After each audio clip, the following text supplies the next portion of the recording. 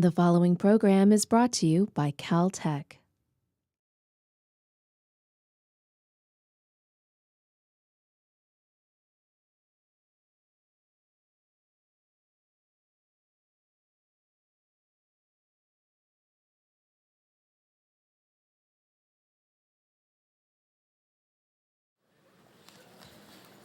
Good evening. My name is Ravi Ravichandran. I'm the director of the Graduate Aerospace Laboratories in the Division of Engineering and Applied Science. I would like to welcome you to tonight's Watson Lecture, the Richard C. Biederbach Memorial Lecture. It gives me great pleasure to introduce our speaker this evening, Dr. Beverly McKeown, Professor of Aeronautics. Professor McKeown received her bachelor's degree with honors in engineering with specialization in fluid mechanics, and also a Master of Engineering from Cambridge University in the United Kingdom. She entered Princeton University as a Fulbright Scholar in 1997, where she received the Guggenheim Fellowship for Graduate Studies. Professor McKeown earned her master's and PhD degrees in mechanical and aerospace engineering from Princeton. After receiving her PhD in 2003, she pursued postdoctoral work at Imperial College London as the Royal Society's Dorothy Hodgkin Fellow. She joined the Caltech faculty in 2006 as an assistant professor and was promoted to Professor of Aeronautics in 2011. Professor McKeown's research is focused on the understanding and control of turbulence and its engineering applications. She has developed novel techniques for manipulation of wall-bounded flows for improved flow characteristics, such as the reduction of drag, noise, and structural loading, and thus improving the performance of aerospace vehicles. She has made a number of pioneering contributions to her field, and she will share some of them with us tonight. The unifying theme of her experimental and theoretical approach is at the intersection of fluid mechanics, control, and material science to investigate fundamental flow questions, address efficiency and performance challenges in aerospace vehicle design, and respond to the need for energy conservation in novel and efficient ways. Her numerous awards and honors include the prestigious Presidential Early Career Award for Scientists and Engineers from the White House and the National Science Foundation's Career Award. Ladies and gentlemen, please join me in welcoming tonight's speaker for the Watson Lecture, Professor Beverly McKeown.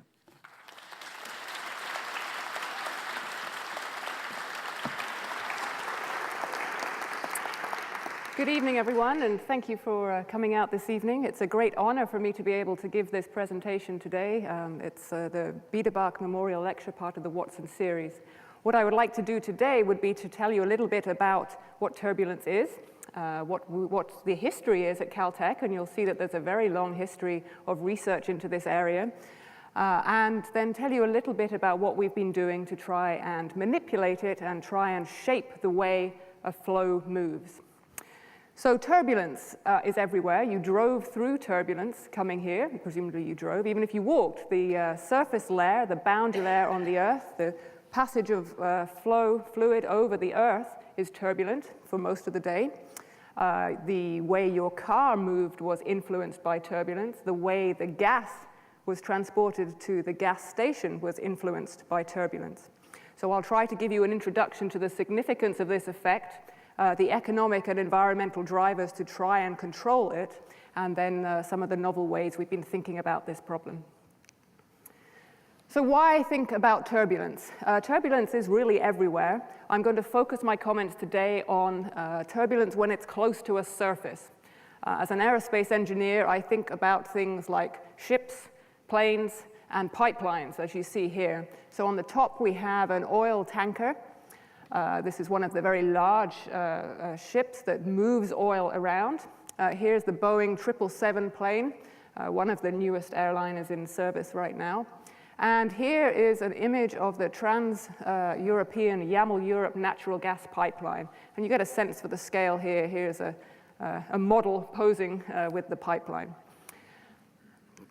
So how much oil is consumed just moving these devices or this stuff around? So the tankers are moving oil around, moving people in the airlines, and the large pipelines, you can think of pipelines that transport water or natural gas or oil around the country, around the world. So in 100 million barrels of oil, these are figures from 2005 to 10, there is something like 2.1 billion barrels of oil spent or used just transporting things around the world in ships. There's 15 million barrels, 1.5 billion barrels, so 1,500 million barrels of oil spent in the airline industry. And in terms of moving things around through large pipelines, there's something like 1.2 billion barrels of oil used. And that's just in terms of pumping, moving these things around. So these are large numbers. And there was some work in 2006 with contributors from Caltech that estimated some of these numbers. But of course, since 2006, the cost of gas has gone up dramatically. So if we assume now that a barrel of gas costs about $100, and we start to think about what kind of savings we could get if we control these flows. And I should say that a large proportion of the cost in terms of the power to move these things around comes from turbulence. So in the terms of these flows, where is the turbulence? I need to explain that before we talk about controlling it. So the ship and the airline are different from the pipe. In terms of the pipe, all the flow through that pipe is turbulent. In terms of these devices that move through a fluid, so air and water here and air here, there's a very thin layer close to the surface in which the effects of viscosity or the stickiness of the fluid are confined, and that's where the turbulence that I'm going to talk about today is also concentrated under certain conditions. So to give you a sense for the magnitude of this, the 777 is something like 70 meters long, and the height of the boundary layer is of the order of tens of centimeters. Okay, so a pretty thin layer, and that thin layer is the region in which the air, the fluid, adjusts from sticking to the surface of the vehicle. We call that the no-slip condition. So the fluid right on the surface travels at the speed of the airline, and far away the fluid will travel at whatever the speed is of the background atmosphere.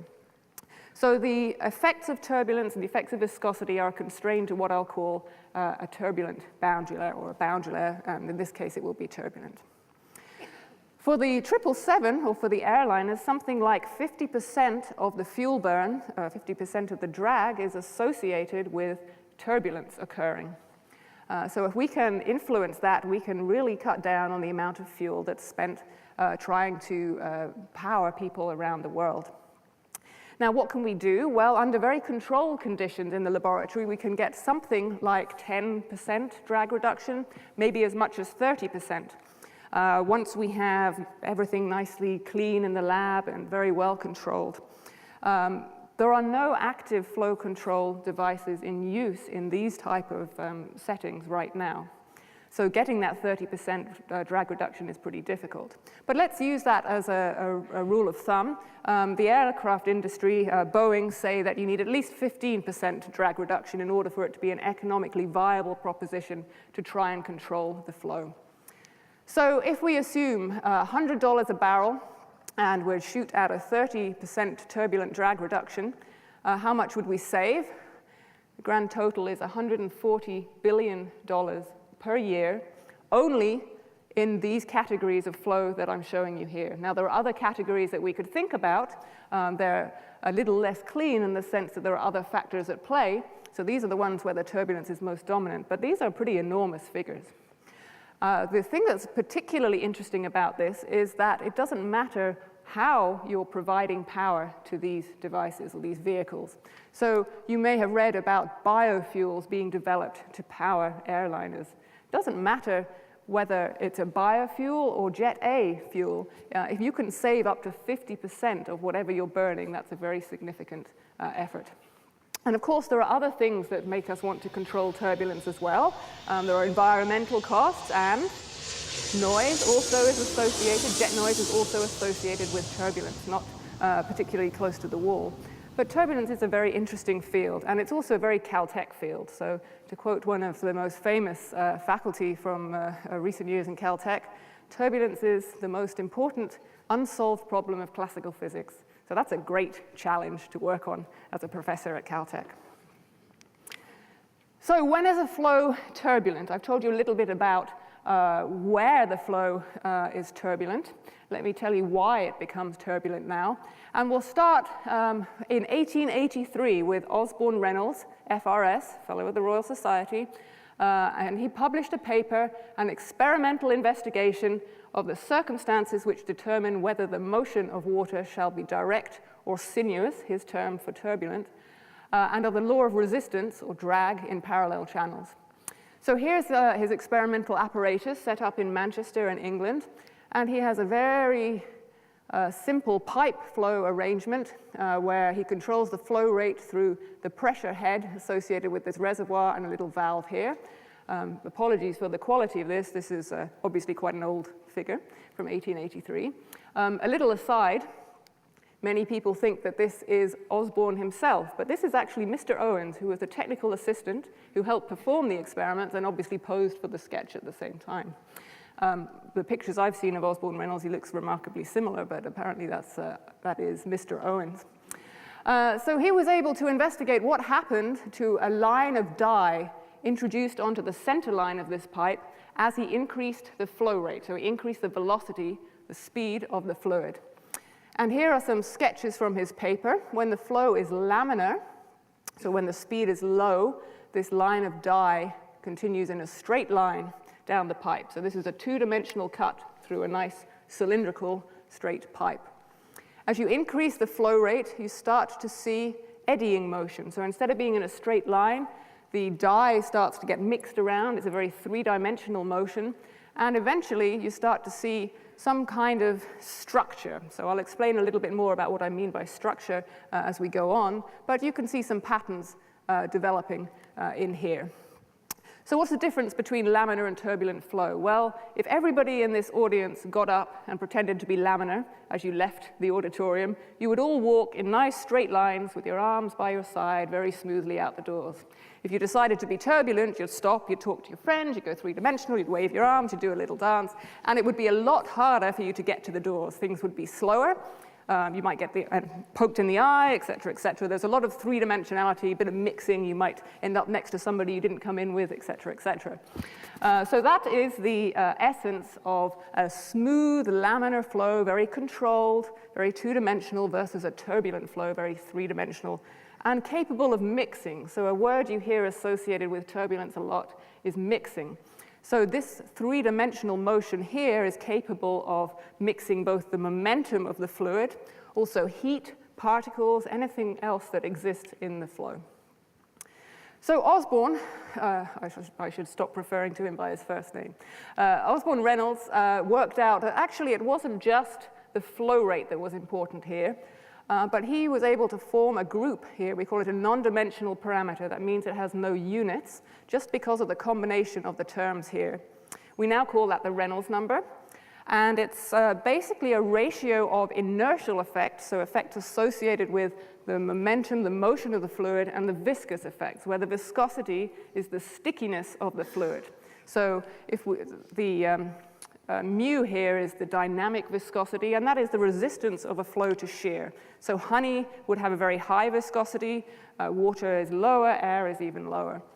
And we tend to group that as resistance to shear per unit mass. So we divide the dynamic viscosity by the density of the fluid to give the kinematic viscosity. L is some length scale in the problem. So in the pipe, it would be the pipe diameter. And U is a velocity, so the original velocity associated with the flow rate in this example. So as you increase the Reynolds number, at some point, inevitably, the flow becomes turbulent. The way it becomes turbulent is by amplifying very tiny perturbations that exist in the background somewhere associated with this flow. So when the flow rate, when the Reynolds number is low enough, the flow can damp out these perturbations. When the Reynolds number is high enough, it's a complex, fragile system that amplifies these disturbances, and things become apparently chaotic pretty quickly. One other important thing about turbulent flow is that in a time mean sense, so if I were to average this motion here, I could come out with a mean velocity profile, and that's the thing that dictates the through flow rate of a pipe or the mean drag on a vehicle, and I'll explain that a little more as we go on.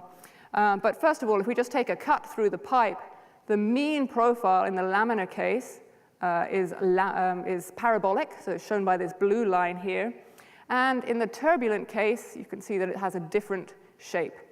So this red line shows the turbulent case, and it has a lower velocity on the center line of the pipe and a much higher velocity closer to the wall. So that's associated with the mixing, this three-dimensionality of the flow, mixing high-speed fluid from the core, the center of the pipe, towards the wall. And it's particularly important because the drag, the skin friction as we call it, associated with this flow is dictated by the gradient of velocity at the wall. So you can see that for the red case, there's a much higher gradient of velocity and therefore a much higher drag.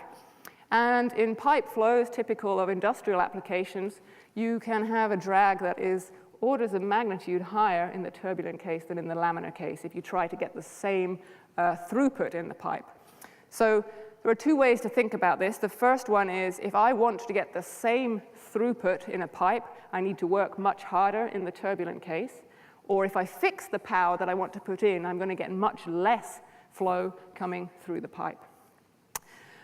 So you may have encountered turbulence. In fact, if you poured a glass of water from the faucet, you will know a little bit about this transition already. You know that if you turn the faucet on just a little bit, the flow comes out very smoothly. It's a laminar flow. If you turn up the flow rate, you start to see a turbulent jet. So it's not a wall flow in the sense that I'm talking about here, but you're probably familiar with this phenomenon. So now let's talk a little bit about how we observe turbulence. So as Professor Ravichandran introduced, I'm very familiar with the laboratory and field experiments in turbulence, in wall turbulence. So on this spectrum of the Reynolds number, so this is the definition I gave you earlier, here's the division between laminar and turbulent. So the work of Osborne Reynolds sits to span both of those conditions through the transition from laminar to turbulent. And down here, I'm not going to talk about laminar flows very much, but things like blood flow, flow around bugs, birds, that sort of thing resides in that section of this diagram. As you move to the right to higher Reynolds number, you see some applications on the top here, the ones I've shown you before, and these are the kinds of capabilities that we have in terms of the laboratory experiments. So here is a wind tunnel. So rather than move an airplane through the fluid, we sit the model still and we move the air past the model. That's a lot easier to do in a laboratory, of course. This is the MERRILL laboratory facility, and I'll show you some experiments in that facility a little later in the talk. So that sits now about an order of magnitude, a factor of 10 higher in Reynolds number than what Osborne Reynolds was able to achieve in 1883, so 130 years ago. Here is a specialist pipe flow facility now. This is the super pipe at Princeton University. If you look very hard, hopefully you can't see it, there's a younger me sitting here, hard at work in the facility. And you can see, just in terms of where the applications sit, that this facility, which runs with pressurized air, so up to 200 times atmospheric pressure, at which point it's hardly air as we know it at all, that overlaps at least with the large pipelines that we see around the world. And it's getting up to the Reynolds numbers associated with commercial airliners. And this is one of the world's largest supertankers, so that's sort of in a class of its own. But we're at least closer here than we were here and than we were in the case of Osborne Reynolds. One other experimental facility that I'll talk about briefly is the atmospheric surface layer. So as you know, there are net winds across the Earth, and under certain conditions, they actually approximate the type of thing that we can put together in a laboratory. And of course, that's a very high Reynolds number because the scales, everything is very big. It comes with its own challenges, but these are some experiments that we did in that surface layer in 2005. So there's a span of Reynolds numbers that are relevant to everyday life. The laboratory range is up to here. You get some additional information from the surface layer. Computationally, one of the challenges associated with turbulence is the range of the smallest length scale to the largest length scale that you need to resolve or replicate in order to, with high fidelity, understand or mimic, solve for what the flow is actually doing. And that's what limits our capability to solve the governing equations exactly. In fact, the capability of a direct numerical simulation, the cost of that goes up with Reynolds number cubed. So if I double the Reynolds number, the cost, or the number of operations that I need to do, goes up by a factor of 8. So that's what's constraining this limit here. But it does overlap with laboratory experiments. And this is even using the petaflops machines, which are 1,000 trillion floating point operations per second.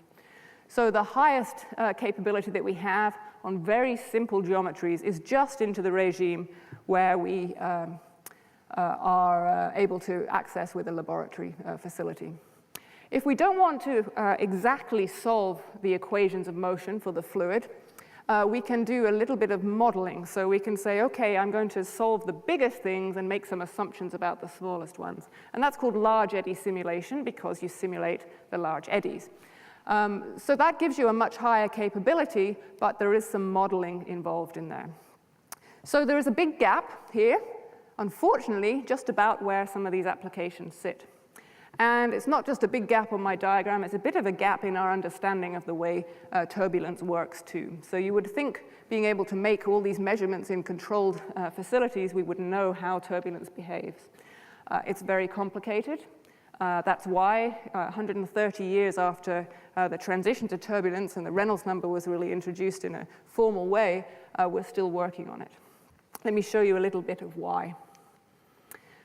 Turbulence is three-dimensional, it's chaotic, and yet structured. What do I mean by that? Well, here are some time traces of the velocity. This is actually from the surface layer, the atmosphere, and this is 10 seconds of time, and these are 4 time traces, a factor of 10 difference in height from the wall.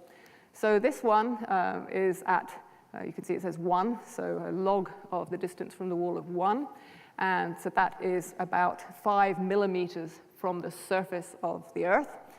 So this one is about 50 centimeters, 5 meters, and further up than that. So what do you see here? Well, you see a lot of activity. Looks like the type of thing you don't want to see when you go and have a cardiogram done, right? So there's a lot of very small-scale, rapid fluctuations, and there's some large-scale activity too. You can see these are synchronous time traces, so you can see that there's something interesting going on between about 82 and 86 seconds here. So there's something a little bit more quiescent in the signal. There's a large-scale negative excursion below the mean. So these are all fluctuations relative to the time mean. And it seems to be correlated or consistent across these heights. There's a variation in the activity of the turbulence level between these periods as well. So there's some kind of structure that you can see visually. The problem is really that as humans, we don't have the processing capability to document this and pick out all the patterns that exist. I'll talk some more about that in a moment, but there are some things that are coherent and persistent, and we call these coherent structures. Leonardo da Vinci knew about these, so here's a famous picture from one of his notebooks in the 16th century, and it's water issuing into a pool. And you can see he has these wonderfully intricate drawings, sketches of eddying motion. And if I read the translation of what he wrote in that book, in that notebook, it says, "Observe the motion of the surface of the water, which resembles that of hair, which has 2 motions, of which one is caused by the weight of the hair." So there's a downward motion here into the pool. The other is the direction of the curls. So rotating around on this, parallel to the surface. Thus, the water has eddying motions, one part of which is due to the principal current, the other to random and reverse motion. So that's a translation from Ugo Piomelli from Queen's University, reported in a paper by Lumley in '97. Da Vinci was aware of turbulence, and believe it or not, people have gone back to this diagram and actually checked to see whether he drew these eddying motions at the right scale based on what we know now, and he did. Right down to the sort of subscale and the pencil thickness. So Da Vinci was aware of this idea of turbulent motion, and he was also aware of the idea of a time mean flow and then fluctuations about that, which is the way that we consider turbulence to this day. Now, if we think about wall flows, on the right here is a sketch by Wesky of a very famous concept, first put forward by Theodorson in '52, or at least that's the paper that is cited. And this is what we call a hairpin vortex or a horseshoe vortex, for obvious reasons if you look at the shape here. So by vortex, I mean the type of structure, the rotational, the line with the rotation around it that you see when you try to drain the bathtub. You see a vortex. You see it if you see a tornado. Hopefully you don't see it up close, but that's the idea of vortex. If you see images of a cyclone from space looking down, you see the footprint of a vortex as well. So it's a vortical motion, a swirling motion, and in this sketch, the flow is from the bottom of the page to the top, and the rotation is around, a helical rotation around this structure, such that there's fast flow on the top, and so flow into the board on the top and out of the board between the legs of the hairpin vortex. So the geometry gives it its name, but this is a concept that's really stuck around. It's still somewhat controversial as to how clearly we see these things in wall turbulence, but it turns out to be a very useful building block by which to understand wall turbulence. So these are coherent motions, and we mean by coherent motions, coherent structures, organized motions that are persistent in time and space, so you can see them, and they contribute significantly to the transport of heat, mass, and momentum. So they're dynamically important, and they stick around for long enough for you to see them. Of course, wall turbulence has some special structure, and I'm going to talk you through a snapshot now of the history of this and some of the different observations of turbulence that we are familiar with. And hopefully you'll see that there's a great history at Caltech. In fact, there are so many contributions from Caltech that I won't be able to put them all on the slide. So consider flow over a flat plate. So here's the plate, here's the direction of the flow. So when I describe to my non-scientific friends what I do, I can either say, well, I study flat plates with air flowing over them. Doesn't sound very glamorous.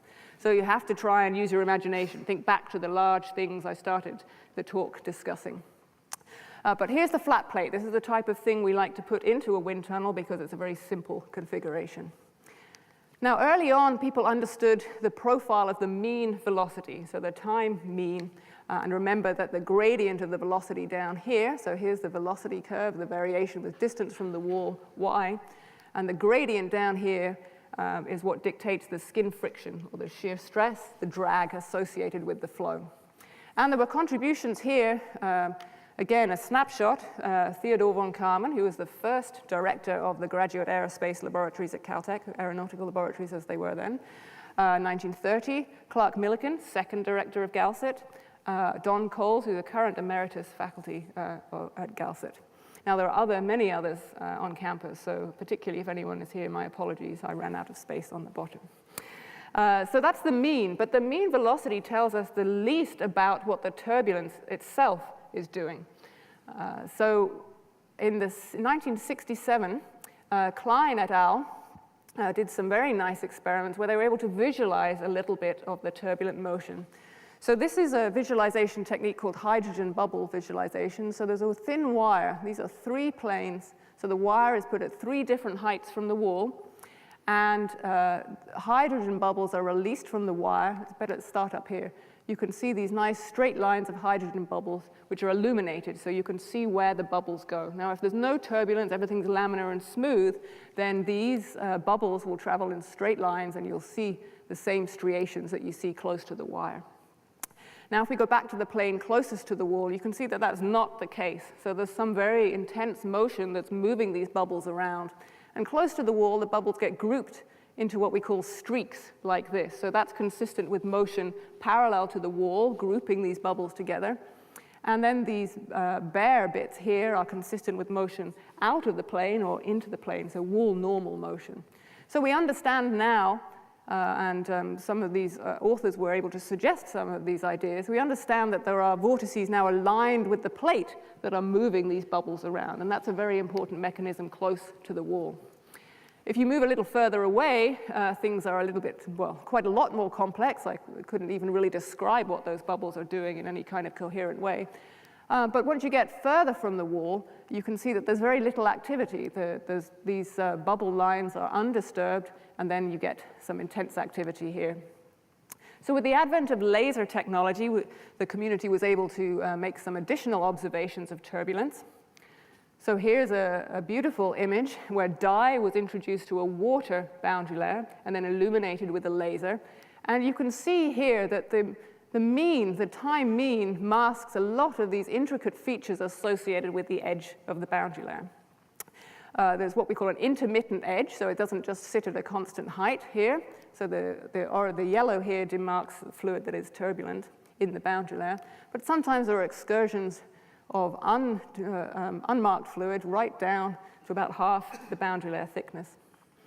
So you can see why now this top plane here looked relatively unperturbed, because it was mostly out of the boundary layer, and then occasionally it would intersect with one of these lumps or bulges, as we call them in the flow.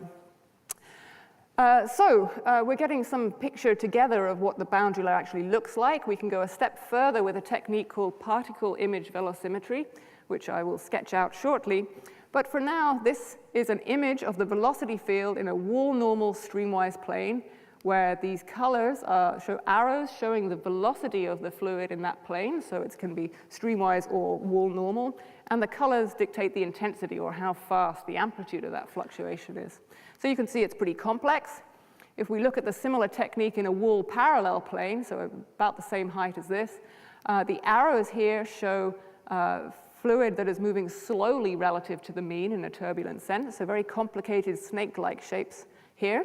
And the colors show the footprint of vortices, of swirling motion in that plane. So they're dotted around. Red is clockwise and blue is, other way. Blue is clockwise and red is anti-clockwise. But there is some kind of grouping of these around these low-speed structures. And that's a feature that we see quite often. The last piece in the puzzle here is direct numerical simulation. So what's that? Well, it's been described as a forest of hairpin vortices or sea of worms, depends on how you want to describe it. But this is the output from a simulation, full simulation. Every scale is replicated. And you're seeing here the vortex structures, the swirling structures that were picked out of this simulation. And they're colored by the speed of the fluid at a different height from the wall. So if you get nothing else from this picture, it's complicated, okay? So how come we haven't made so much progress in this field? I love to cite John Sachs, very famous poem concerning the blind men describing the elephant. So these men of Hindustan, read the community, disputed loud and long, each in his own opinion, exceeding stiff and strong, though each was partly in the right, and all was in the wrong. So if you imagine trying to describe an elephant, you're seeing one of these views and trying to extrapolate and understand the whole flow.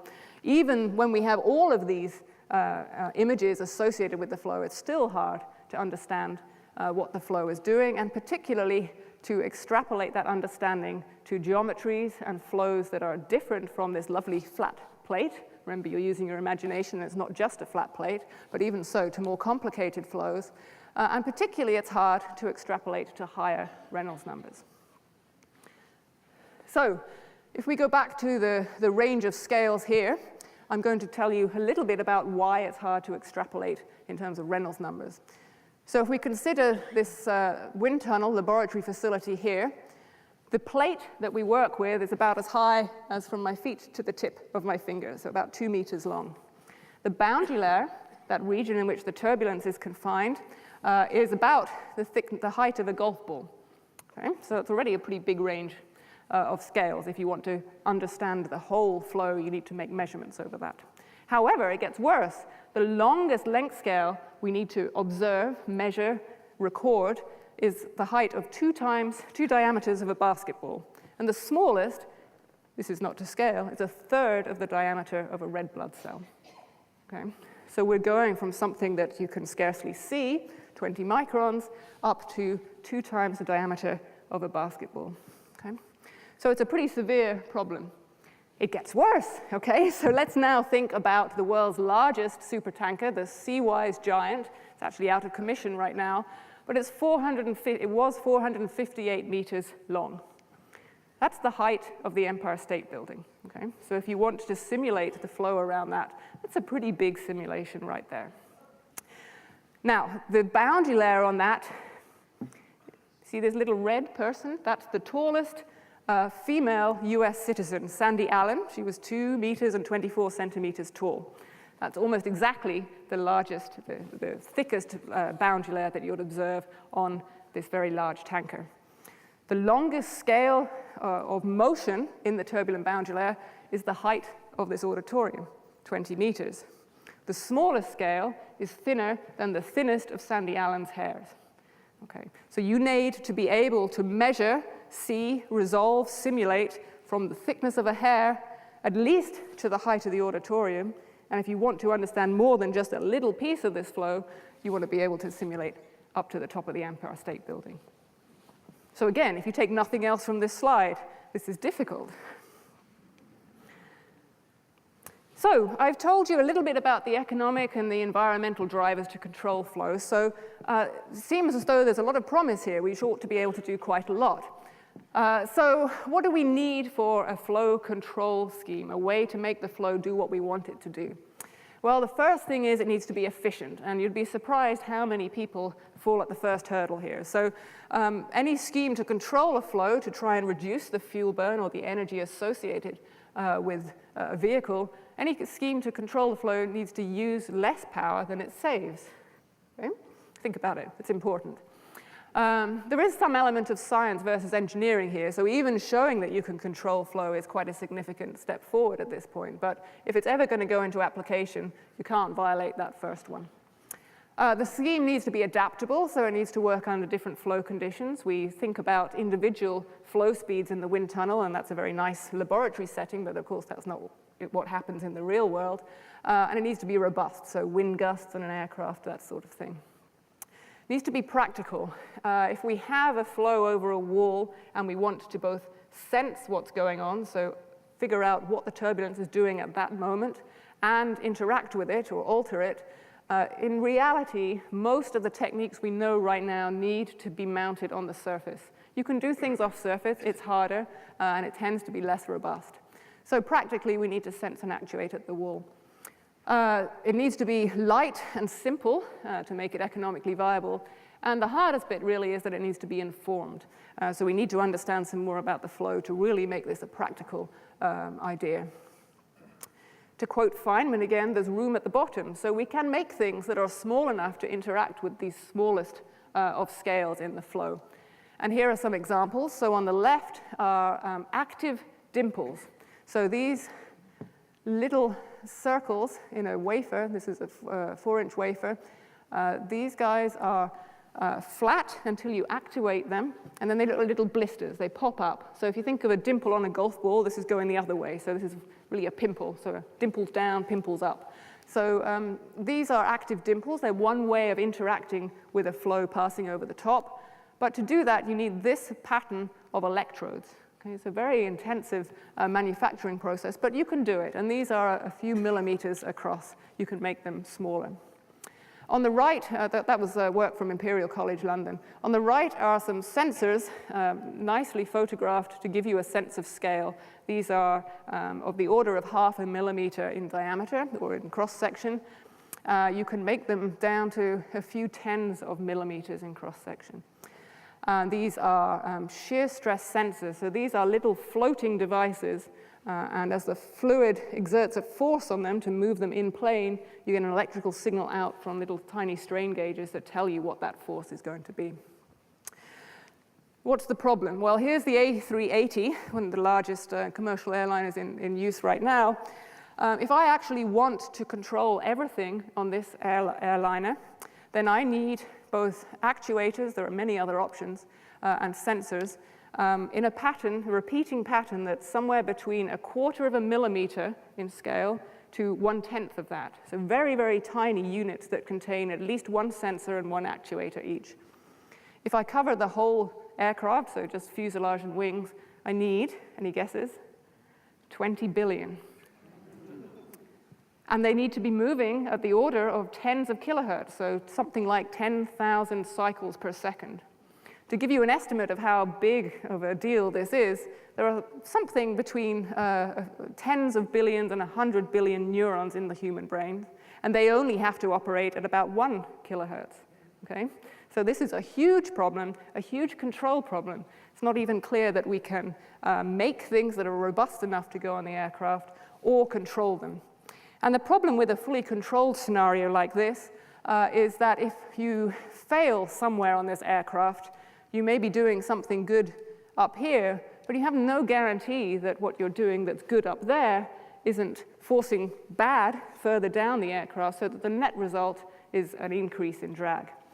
I like to call this the fitting the squid into the box problem. While I'm busy concentrating on this arm, there's no guarantee that this leg is not coming out of the box the other side. So if we want to do something like this, I would argue we need to understand the physics some more. So one of my favorite expressions since arriving at Caltech, and this is sometimes used in the context of trying to get Caltech faculty to meet, is herding cats. So on the left here, think of the cats as individual parcels of fluid. I want to force them to do something that I want them to do. So in this instance, get them into a pen. These cats all have things that they want to do, whether it's they want to go eat, they want to chase this lovely looking mouse, sit on the cushions in the sun. If I want to get these cats to go into this pen, I probably need at least one person to move each cat. Okay? That's because I'm trying to get them to do something that they don't want to do. So don't herd cats. Let's use a system-level approach and understand what the cats actually want to do and therefore encourage them. So if I were to move the mouse, the pillows, and the food into the pen, then the majority of cats would probably go that way. There's always one, right? So it's not a one-person job, but it's certainly easier. So the idea here is rather than use the hammer approach of these billions of sensors and actuators, I want to tickle the flow. I want to just move it slightly, make it think it's doing what it wants to do, but actually have it do what I want it to do. So to do that, we harness something that's innate to the flow. So one of the tendencies of the flow that we already know about is to respond acutely to surface roughness. So here are some examples. This is an Arleigh Burke-class destroyer in the US Navy, and here it is in dry dock. You don't get a lot of detail down here, but hopefully you can see there's all sorts of what we call biofouling here. So these ships go out to sea clean, and during the process of sailing around, they get weed and little creatures attached to them, which in my language is roughness. Okay? So the surface that was nice and smooth becomes rough. And the Navy has a categorization for the different types of biofouling you can observe. So fouling rating 30 is heavy slime. Sounds pretty unpleasant, but it's actually seagrass and lovely little creatures called sea squirts. Then higher up is fouling rating 60. These are small calcareous fouling or weed, barnacles that have a 1/4 millimeter height or less. 1/4 inch height or less. So still pretty small deposits on the surface of the ship. But the cost, in terms of the additional power that's needed to power these ships because of this roughness, so the additional drag associated with the surface roughness, is $1.2 million per ship per year and $2.3 million per ship per year. Okay? These are pretty significant numbers. This is why the Navy brings, or one of the reasons the Navy brings their ships back to clean them every year. And there are something like 300 ships in the US Navy. So you can see that small roughness has a very large effect on turbulent flow. So how would we interact with that in a laboratory setting? Well, we like to abstract these ideas. I don't like barnacles in my laboratory, so we're going to talk about very controlled roughness And I also like to have an additional knob to turn. So rather than just a roughness distribution, I'm going to allow it to change height in time. So the example I give is you think of an egg box, an egg carton. It's got troughs and crests in a very simple pattern. If you now allow those to oscillate in time such that the surface goes from smooth to the configuration that we're familiar with, that's the sort of thing that I'm talking about. So here's a little cartoon to keep you in mind of what I was saying. So very simplistic in that there's one scale in both the streamwise and the cross-stream direction, and this amplitude oscillates in time. So we call these morphing surfaces. I'll tell you a little bit more about how we make these later on, but this is how we're going to try and interact with the flow. So let me just skim through how we decompose turbulence first. So here is a velocity trace. So this is the streamwise velocity fluctuation in a water channel here in Galset with distance along a surface. So if I wanted to characterize that, again, my human brain can't really process exactly what that trace looks like. So if I want to break it down into known quantities so I can compare it with other flows, I might try and say, well, it looks kind of like that red trace as a first approximation. And you can see that that red thing approximates quite well for some regions of the flow and gets it wrong elsewhere. If I look at the blue trace, a very simple sinusoids here, that does better over here, does worse over here. But if I sum them together, I get a more complicated pattern.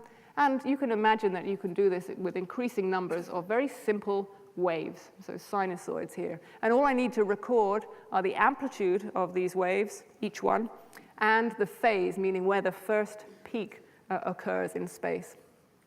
So there's a theory, I won't bore you with the details, but it tells you that you can exactly reconstruct the signal with the right number of samples as a summation of this type of waves. So that's great. So if I record these waves, then I can match different signals and pick out patterns that I can't pick out with the human eye. Problem is, that is a one-dimensional velocity signal. There are 3 dimensions. It's in one dimension in space. There are 3 dimensions. And I have no time information in there. So here is what the velocity field looks like at 30% of the boundary layer thickness, so 30% of the full region of turbulence from the wall. And this is the trace I showed you on the top, and it corresponds to what the velocity looks like on this line here. So this is streamwise distance, this is spanwise distance. Red here means a velocity fluctuation that's higher than the mean, and blue means one that's slower than the mean. So if the movie runs, here we go. This is time information, so each is much slowed down. So this data was obtained at 1,000 cycles per second. But hopefully you can see that, first of all, things are complicated up here. But second of all, while some features convect, meaning that the shape just travels downstream, so this peak is pretty much just traveling downstream, there's also what we call evolution, so that shape is also changing in time. So I also need to account for the time variation. So if I'm going to think about this flow in terms of traveling waves, I need to be a little bit smart. So you may be familiar with a very simple wave equation up here that says that the velocity of a wave is given by the product of the frequency and the wavelength. So here are some very simple waves. And here's a wave 1, which has twice the wavelength, the distance between peaks, that wave 2 does. If I add them together and they have the same convection velocity, I get something that looks like this. If I add more waves, I can get very complicated shapes. This is the type of idea behind acoustics. So all the signals travel with the same speed, the speed of sound. However, there's no evolution of this signal. So if I want evolution, then I need to start to consider waves that travel at different velocities. So here's one where wave 1 is traveling at twice wave 2. If I sum them, I get a signal that's evolving in time. And again, if you put enough frequencies together, I hope I can convince you that you get back to something that looks like this. So how does this help us? Well, we need to think about, extend this to have wavelengths in the streamwise direction, the spanwise direction, a frequency and time, and this is 2-dimensional, so I need to think about the direction out of the screen as well. So it's pretty complicated, but it turns out to be quite useful. So these are the only equations that I'm going to show you. They're the Navier-Stokes equations. We've known them since the middle of the 19th century when Claude Navier and George Gabriel Stokes, who looks remarkably like Mr. Owens from the Osborne-Reynolds figure earlier, separately deduced the equations that governed the motion of the fluid in terms of the velocity components in the streamwise direction, that's U, in the wall normal direction, V, and in the spanwise direction, W, and also the pressure shown here. So I'm not going to spend much time on them except to say that they're nonlinear partial differential equations, and they're difficult, particularly when the flow is turbulent, when there's no known solution. But this is equivalent to the formulation on the right. So what have I done here? Well, I'm going to write this now in terms of traveling waves. So K, N, and omega are a wave number, so the number of wavelengths in the streamwise direction in a length 2 pi. And N is the equivalent in the spanwise direction. So this tells me the length scale of the wave in 2 dimensions, and omega tells me the frequency. So the velocity that I observe in the flow, I can sum all these traveling waves. They interact through this bubble at the top, which produces to me a forcing here. And this is a format that's quite familiar to controls engineers. We call these orange blobs transfer functions. And what that means is this velocity here is the result of a forcing that's acted on by this box here. So if that box just contains a multiplicative factor, and say it's 1, then what I see here is equivalent to what comes in. In general, it's not 1. It can have an amplitude, it can have a phase, it can move this distribution around in space.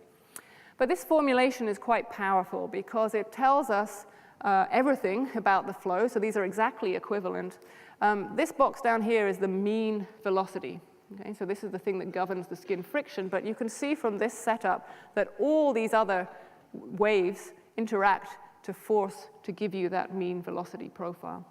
So this is a pretty complicated diagram, but the essence of what I'm trying to say is that I can think about this flow in terms of traveling waves. And by doing that, I can break this down, and I can consider just one of these blocks at a time.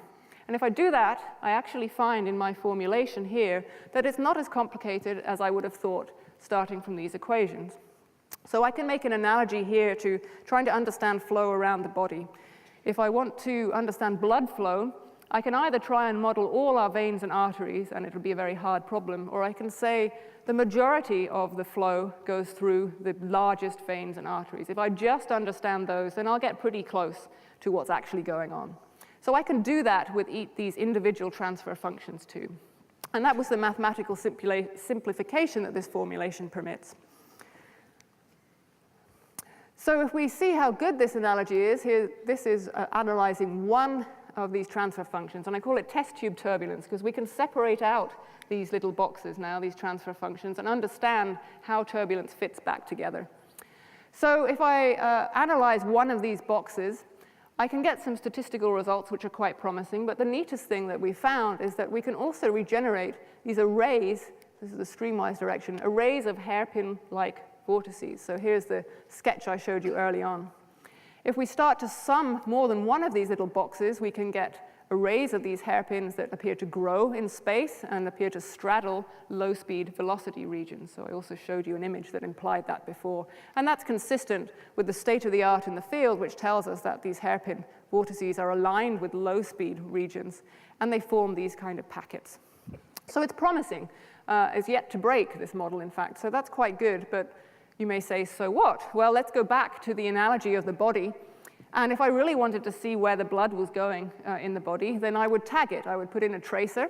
That's probably, I hope there's no doctors in the audience, it's probably a really bad place to put a tracer, but bear with me. So this green blob, I put it in here, and it would travel around the body, and I would be able to see where that blood was going. So I can do this with my little model over here. I can say, if I can override the natural forcing, I can inject something here, then I can see where it goes around this loop. And it allows me to see what the pressure points are that will allow me to change this flow.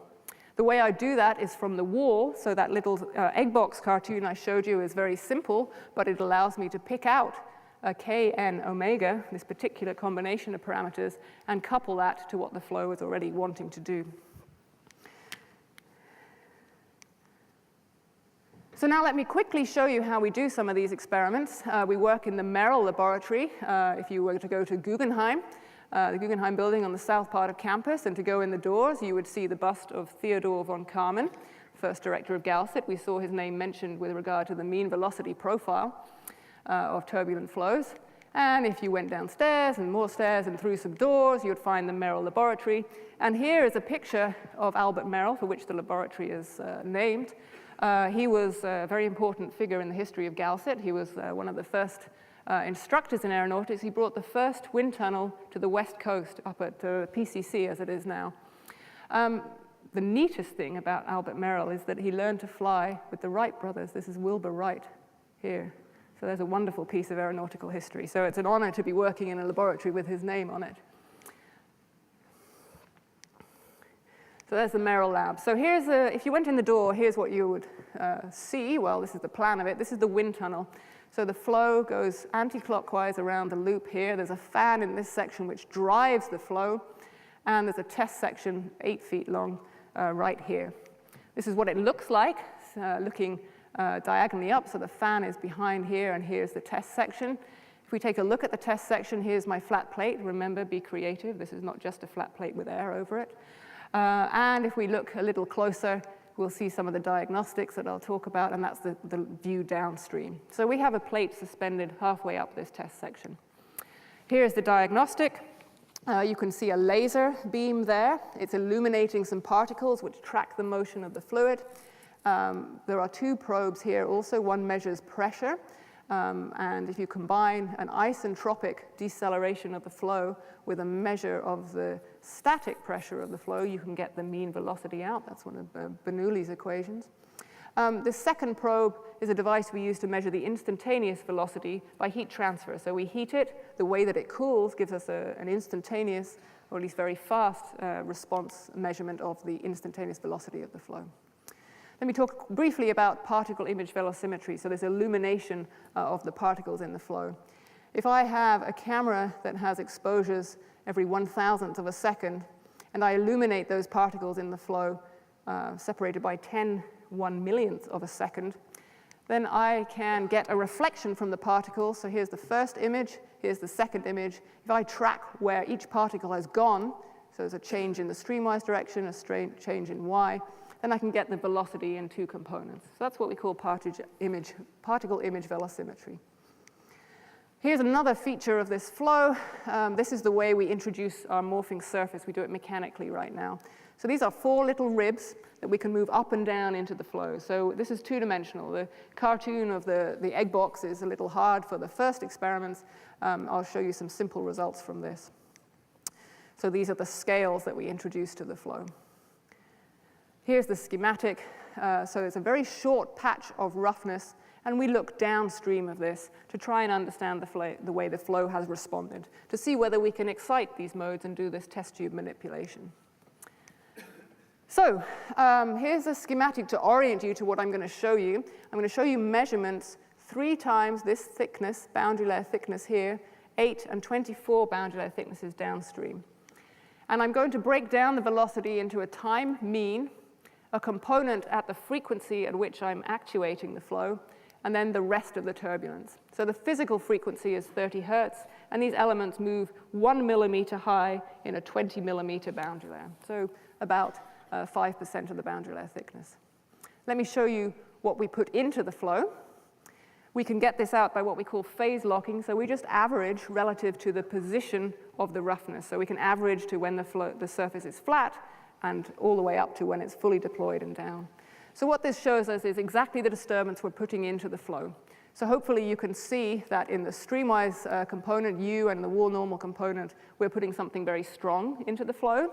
U has a very complex shape, but it's persistent to even 24 boundary layer thicknesses downstream. So that's encouraging. We don't need these 20 billion actuators on our A380.